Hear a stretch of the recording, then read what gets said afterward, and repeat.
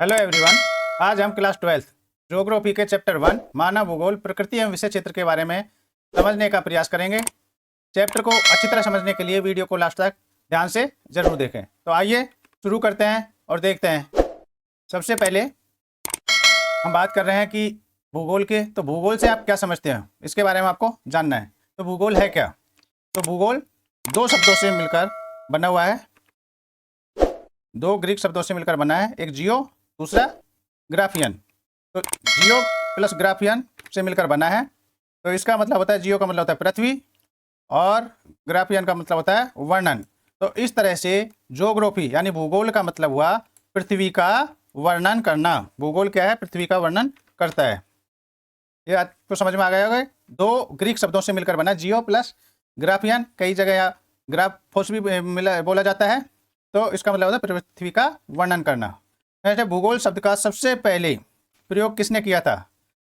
तो सबसे पहले भूगोल शब्द का प्रयोग इरेटोस्थेनीज जो ग्रीक विद्वान था, इन्होंने 200 क्षेत्र ईसा पूर्व से 194 ईसा पूर्व में किया था। इनका जन्म 200 क्षेत्र ईसा पूर्व हुआ था और मृत्यु 194 ईसा पूर्व हुई थी। तो सर्वप्रथम सबसे पहले भूगोल शब्द का प्रयोग किसने किया था? इरेटोस्थेनीज ने। अब नेक्स्ट समझने का प्रयास करते हैं कि भूगोल का जनक या पिता किसे कहा जाता है। तो भूगोल का जनक या भूगोल का पिता इकेटियस को कहा जाता है। किसको कहा जाता है? इकेटियस। H.F. टार्जन ने इकेटियस को 500 ईसा पूर्व भूगोल का पिता माना था, जिसने स्थल भाग को सागरों से घिरा हुआ माना था और दो महादेशों का ज्ञान दिया। इटेशिया का जन्म 550 ईसा पूर्व हुआ और मृत्यु 400 क्षेत्र ईसा पूर्व हुई थी। यह ग्रीक शहर यानी यूनानी शहर है यूनान में, तो ग्रीक शहर है, वहाँ के मिलेटस कहाँ पर? मिलेटस शहर में ये पैदा हुए थे। नेक्स्ट क्वेश्चन है कि बात कर रहे हैं मानव भूगोल। तो मानव भूगोल है क्या?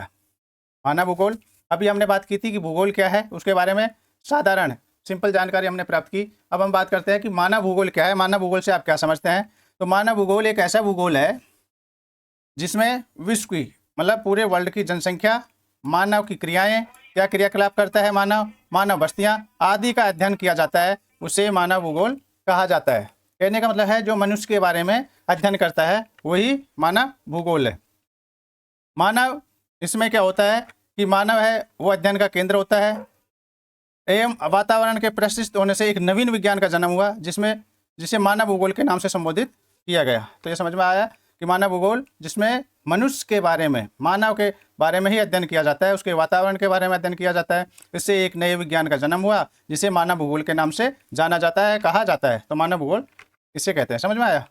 नेक्स्ट है कि आधुनिक मानव भूगोल का जनक किसे कहा जाता है। तो आधुनिक मानव भूगोल, अब यहाँ पर समझने वाली बात यह है कि क्वेश्चन को आपको ध्यान से देखना है। यहाँ पर पूछ रहे हैं कि आधुनिक मानव भूगोल का जनक। यदि हम यहाँ से इसको काट देते हैं, आधुनिक मानव को काट देते हैं आधुनिक भूगोल का जनक, तो इसका उत्तर हो जाएगा दूसरा। लेकिन यहाँ पर पूछ रहा है कि आधुनिक मानव भूगोल का जनक किसे कहा जाता है। तो ये सब चीज़ें आपको ध्यानपूर्वक देखना है। तो आधुनिक भूगोल का जनक फ्रेडरिक रेटजेल को कहा जाता है। यह एक जर्मन के वैज्ञानिक थे, भूगोलवेत्ता थे। इन्होंने एक पुस्तक लिखी एंथ्रोपोयोजियोग्राफी।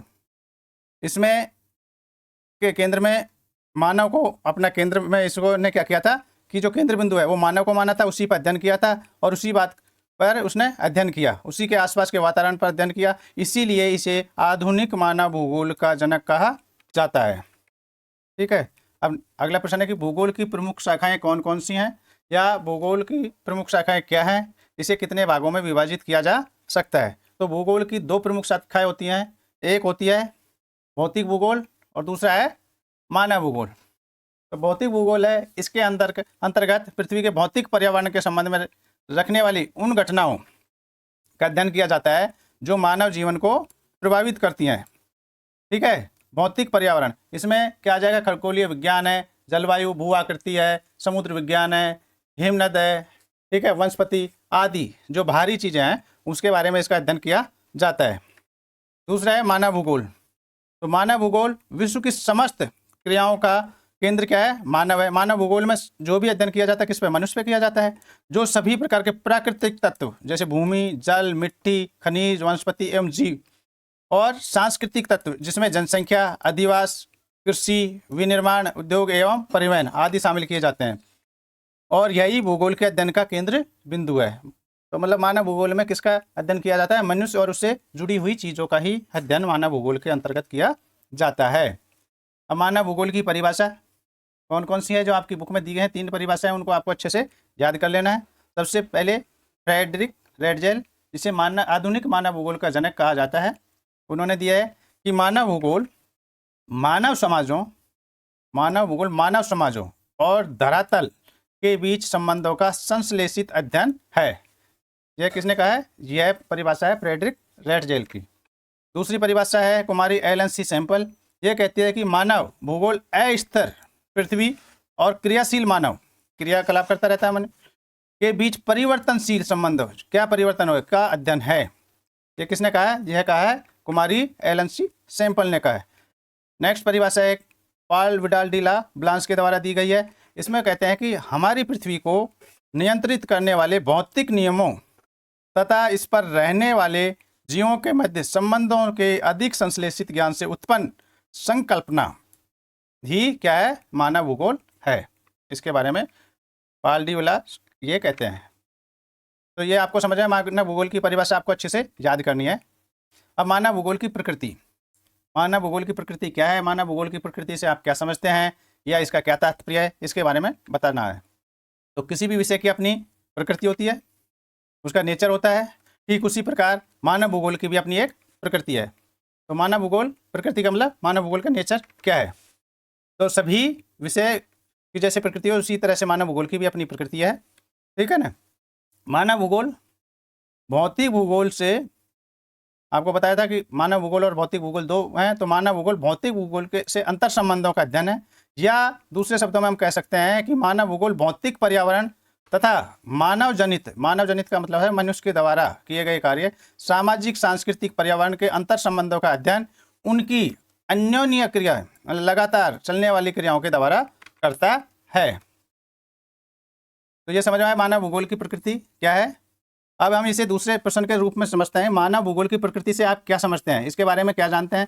तो ये तो अभी हमने जो बताया था, ये साधारण परिभाषा, साधारण इसका अर्थ बताया था। अब बात करते हैं मानव भूगोल की प्रकृति से क्या समझते हैं इसके बारे में। तो इसके बारे में जान लेते हैं कि मानव भूगोल की प्रकृति से तात्पर्य या अभिप्राय या मतलब यह है कि मानव भूगोल के प्रत्येक विषय क्षेत्र में मानव तथा भौतिक तत्वों के अंतर संबंध के विकास का अध्ययन किया जाता है। बार बार आपको बताया जा रहा है कि इसमें सिर्फ क्या है कि मानव मनुष्यों का ही और उससे जुड़ी चीज़ों का ही उसमें क्या संबंध है उसका अध्ययन किया जाता है, चाहे वह जनसंख्या हो या मानवीय क्रियाकलाप, मनुष्यों के द्वारा किए जाने वाले कार्यों, सभी में मानव और प्रकृति के बीच अंतःक्रिया के प्रतिफल को प्रदर्शित करती हैं, उसके बारे में बताती हैं। जैसे आदि मानव का रहन सहन, उसका खान पान, उसका जीवन यापन, वर्तमान समय के मानव के रहन सहन जीवन यापन से बहुत सारा परिवर्तन हुआ है। तो पहले और अब में क्या फ़र्क है, ये उसकी प्रकृति से पता चलता है।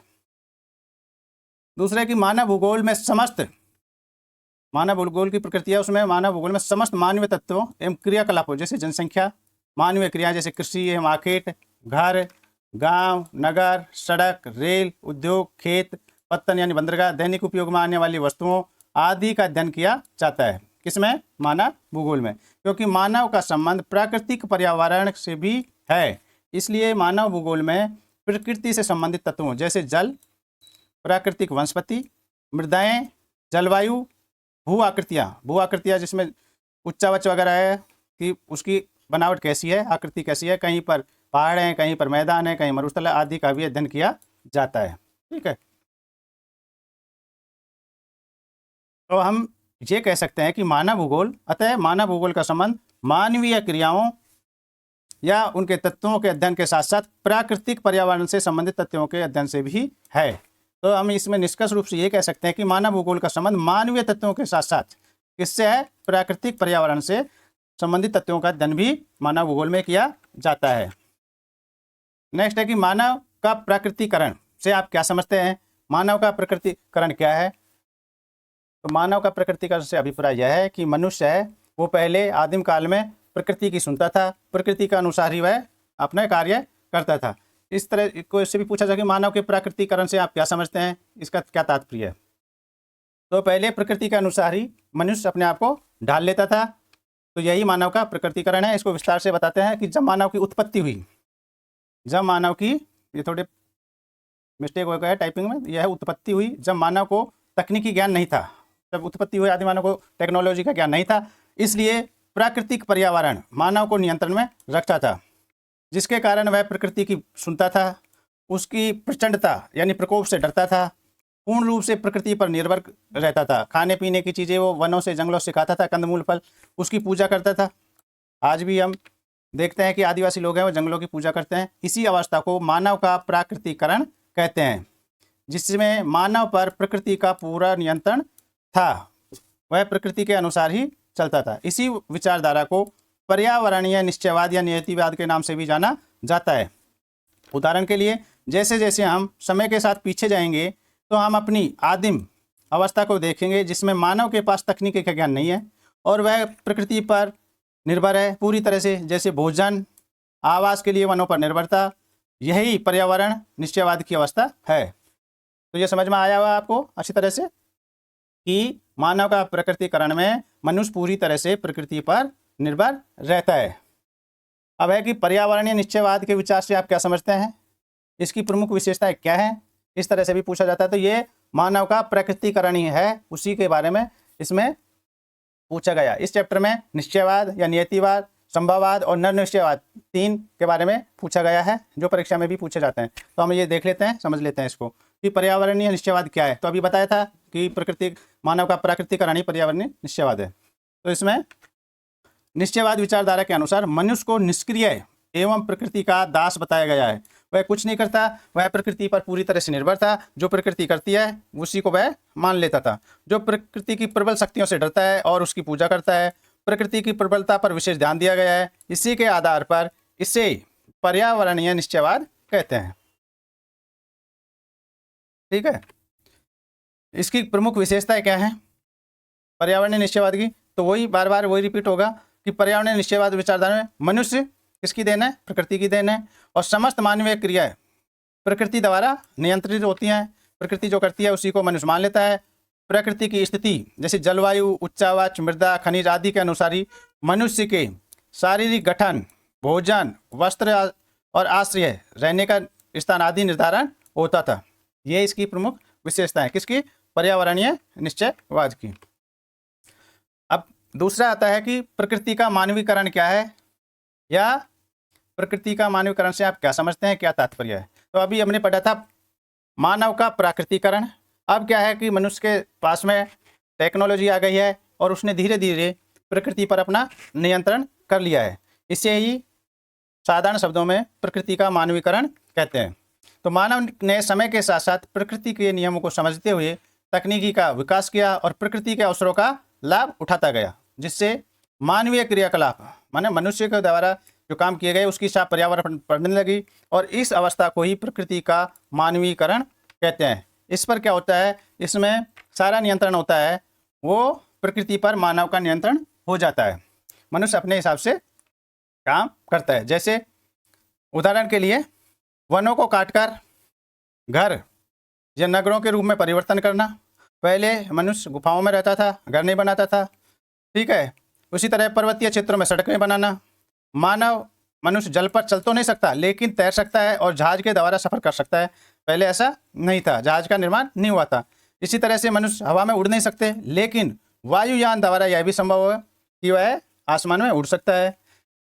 जब मनुष्य को गर्मी में पहले पेड़ों की छांव में प्रकृति का अनुसार रहता था, लेकिन अब मानव का प्रकृति का मानवीकरण करने के बाद में मनुष्य ने क्या किया, गर्मी में कूलर और एसी आदि की व्यवस्था की, और सर्दी में ठंड से बचने के लिए हीटर का निर्माण किया। तो यही प्रकृति का मानवीकरण है। तो आशा है ये आपको अच्छी तरह समझ में आ गए हैं वो दोनों, कि प्रकृति का मानवीकरण और मानव का प्राकृतिकरण क्या है। इसमें प्रकृति का मानवीकरण इसे संभववाद के नाम से जाना जाता है, और मानव का प्राकृतिकरण इसे निश्चयवाद या नियतिवाद के नाम से जाना जाता है। अब संभववाद की बात करें तो इसके बारे में भी जान लेते हैं। इसमें वही चीज़ है कि संभववाद या इसको दूसरे नाम से भी संभावनावाद से भी जाना जा सकता है, पूछा जा सकता है। तो संभववाद या संभावनावाद से आप क्या समझते हैं, क्या अभिप्राय है, क्या तात्पर्य है? तो संभववाद के अनुसार मनुष्य अपने पर्यावरण में परिवर्तन करने में समर्थ है तथा वह प्रकृति दत्त मतलब प्रकृति के द्वारा दिए गए अनेक संभावना का अपने लाभ के लिए इच्छानुसार उपयोग कर सकता है। पहले वो अपनी इच्छा अनुसार काम नहीं करता था, वह प्रकृति के अनुसार चलता था। फ्रांसीसी विद्वान फेब्रे ने इसे संभववाद का नाम दिया। इस विचारधारा के विद्वानों का मत है कि मानव प्रकृति के तत्व को चुनने के लिए स्वतंत्र होता है और इसमें कहते हैं कि यहाँ पर सर्वतः यानी सभी जगह संभावना है और मनुष्य इन संभावनाओं का मालिक है, स्वामी है, वो कुछ भी कर सकता है। फेब्रे का विचार है कि कहीं पर भी अनिवार्यता नहीं है। अनिवार्यता का मतलब है कि कहीं भी प्रकृति की मानने की आवश्यकता नहीं है, सब जगह संभावनाएं हैं, सब जगह वह यानी मनुष्य अपने हिसाब से परिवर्तन कर सकता है। मानव उसके स्वामी के रूप में उनका निर्णायक होता है, मनुष्य जैसा चाहे वैसा कर सकता है, सब संभव है। इसे ही संभववाद या संभावनावाद के नाम से जाना जाता है। संभववाद विचारधारा यह बताती है कि मानव प्रकृति से भी अधिक महत्वपूर्ण है, वह अपनी बुद्धि, बल तथा कार्य से पर्यावरण को प्रभावित करता है, कर सकता है। संभववाद विचारधारा के अनुसार मानव पर्यावरण की कठपुतली नहीं है। क्या नहीं है? मानव है, मनुष्य है, वो पर्यावरण यानी प्रकृति की कठपुतली नहीं है, उसके अनुसार नहीं चलता है। अर्थात हम दूसरे शब्दों में कह सकते हैं कि संभववाद विचारधारा यह स्पष्ट करती है कि मानव प्रकृति का दास नहीं है। समय के साथ साथ मानव ने विज्ञान और तकनीकी का विकास किया और प्रकृति की शक्तियों पर विजय पाने में सफल हुआ। तो इसे ही यानी सब संभव हो सकता है, इससे ही संभववाद के नाम से जाना जाता है। यह विचारधारा मानव को अत्यंत शक्तिशाली मानती है जबकि प्रकृति की शक्तियों को अनदेखा करती है। फ्रांस के लुसियन फेब्रे और विडाल डी लाब्लांस इस विचारधारा के समर्थक हैं। तो क्वेश्चन यह भी पूछा जा सकता है 1 नंबर का कि इस विचारधारा के समर्थक कौन है? तो यह लुसियन फेब्रे और विडाल डी लाब्लांस इस विचारधारा के समर्थक हैं। अब बात करते हैं नवनिश्चयवाद। नवनिश्चयवाद विचारधारा क्या है या इससे आप क्या समझते हैं? तो यह विचारधारा है ग्रिफ्थ टेलर ने दी। यह दोनों के बीच का रास्ता है, नियतिवाद या निश्चयवाद और संभववाद, इस दोनों के बीच का रास्ता, उसे नवनिश्चयवाद के नाम से जाना जाता है। तो देखते हैं नवनिश्चयवाद की विचारधारा को ऑस्ट्रेलिया के भूगोलवेत्ता ग्रिफ्थ टेलर ने कब प्रस्तुत किया था? यह 1920 में प्रस्तुत किया था। किसने? ग्रिफ्थ टेलर ने। ये कहाँ का था? ये ऑस्ट्रेलिया का था, ठीक है। तो इसने इसको प्रस्तुत किया। ग्रिफ्थ टेलर ने निश्चयवाद और संभावनावाद या संभववाद की विचारधारा के बीच का मार्ग प्रस्तुत किया।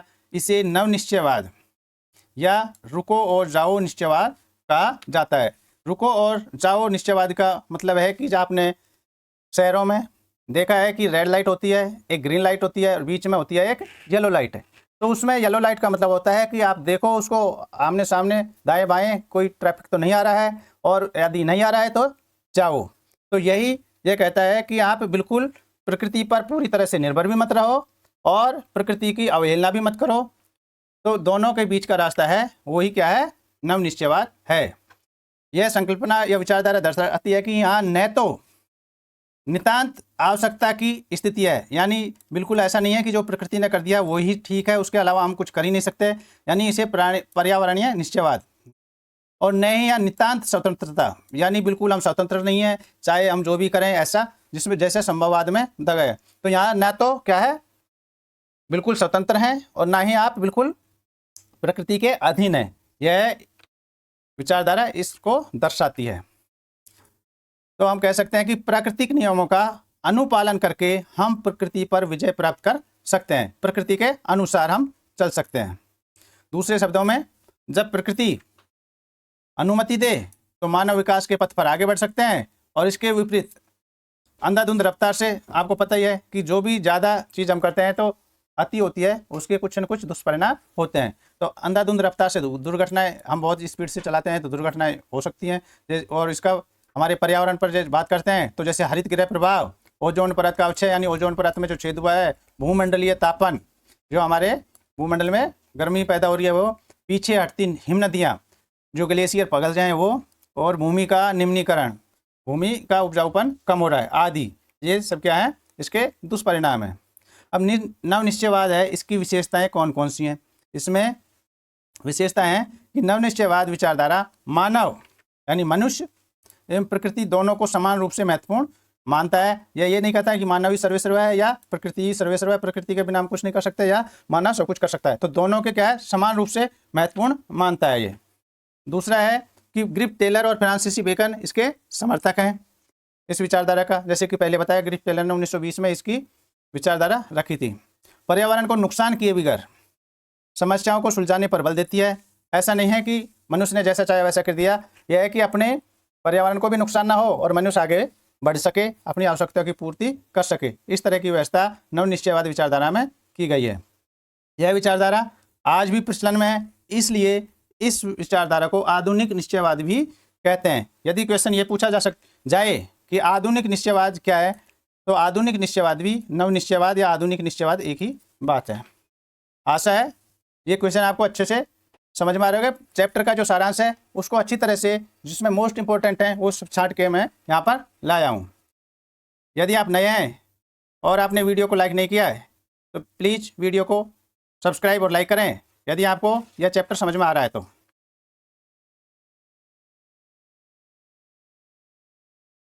मैं आपके उज्जवल भविष्य की कामना करता हूँ। Thank you for watching my video. Have a nice day.